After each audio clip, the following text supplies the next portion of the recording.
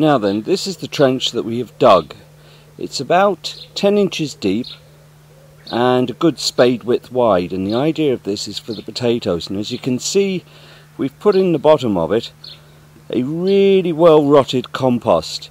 In this case it's a mixture of horse and straw, and this seems to work really well with the potatoes.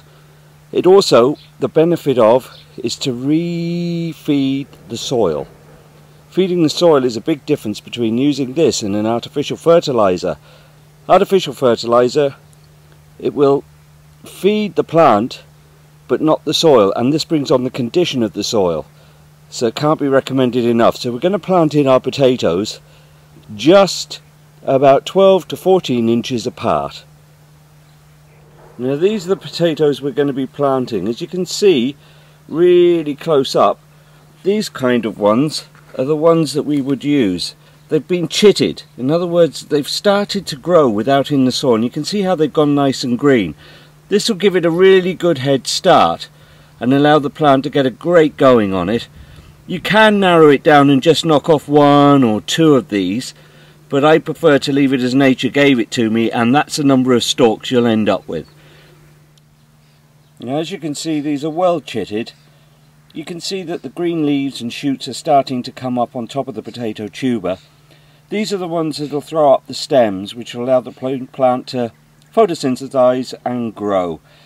So good idea to get good strong chitting underway. You need to do it in a nice frost-free place with plenty of light, and this will do the job for you very nicely.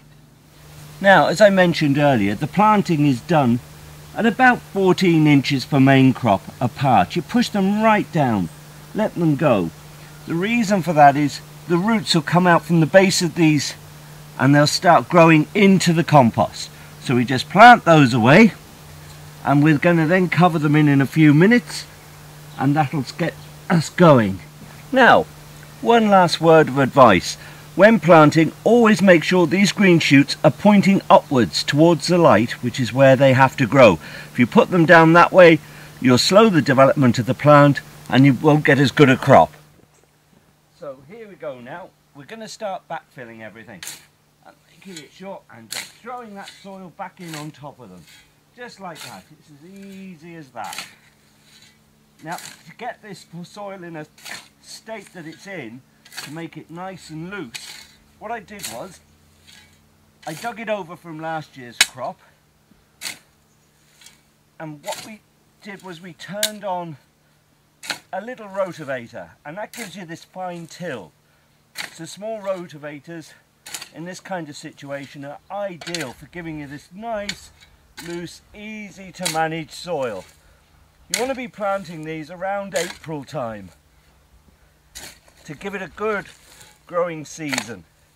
These won't be lifted now until the end of September, beginning of October, just depending on the weather.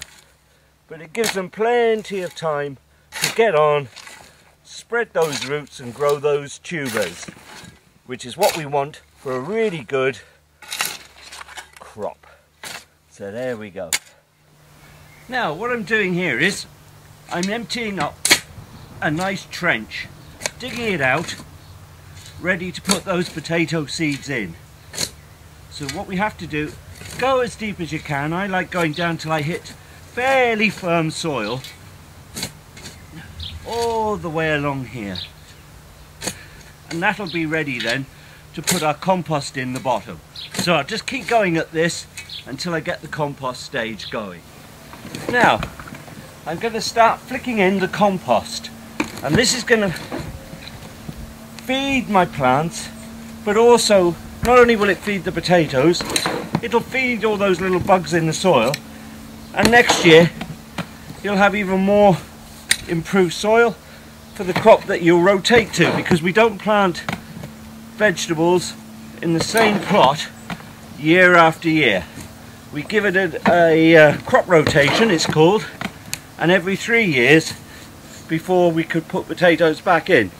This saves disease building up that can destroy your crop, and it's a very important thing to remember. And that's the job finished now. The potatoes are in their trenches, we've levelled off the ground, and we'll start hoeing up when their leaves start appearing, as I say, in a few weeks' time. So now to move on and start looking at some patchy carrots.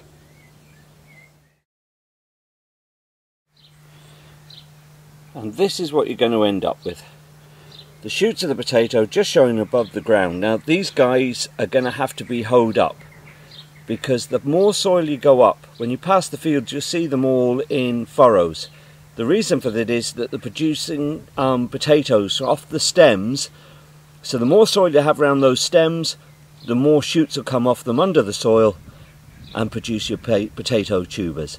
So that's what you want to happen. So that's what we're going to do next.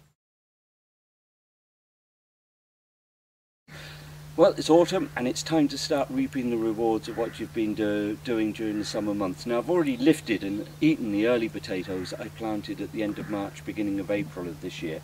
This is my winter crop, or some of it. I have 2 more beds to lift. And these are the potatoes that you saw were being chitted earlier in the video when we were dealing with potatoes. So I'm going to start lifting them now. I keep this is what I use, it's a fork, and I tend to keep it well back from the stalk when I'm lifting them. And the reason for that is I try and avoid, you never wholly succeed, putting a fork through one of the potato tubers. So I'm going to put the fork in here and work my way towards it. And good and deep. And here we are. See, these are some of the potatoes there, look. Coming up off the stalk.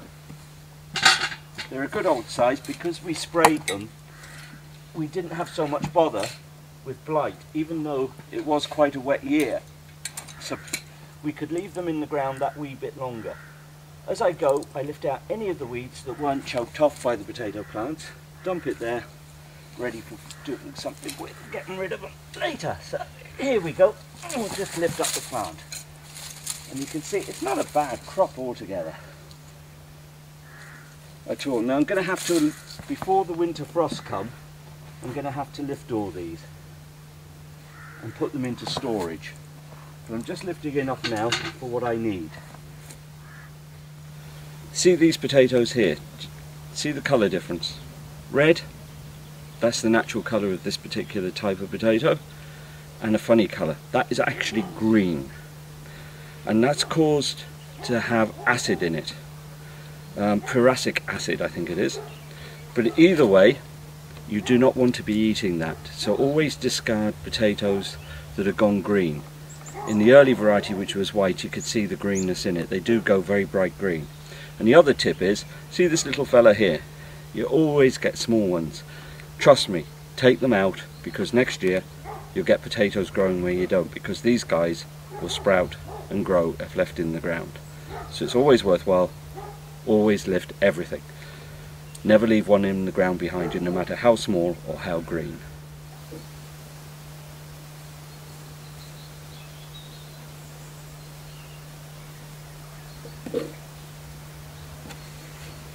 I hope you enjoy your gardening. I'm off to the kitchen now. Bye!